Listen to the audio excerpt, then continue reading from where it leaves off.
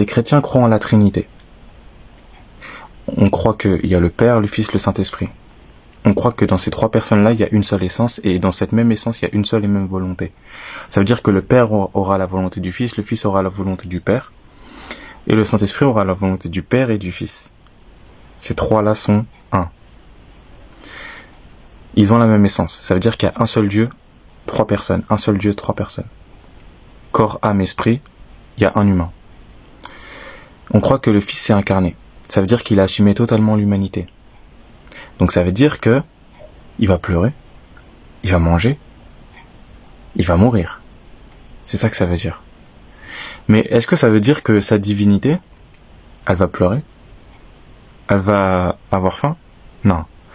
Non, la divinité va assumer l'humanité.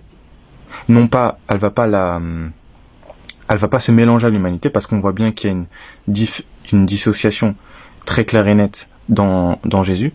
On voit bien qu'il ne sait pas le jour et l'heure de la fin des temps. Par contre, on voit bien que il assume complètement sa divinité. Et on voit bien qu'il montre aussi que c'est lui qui a tout créé.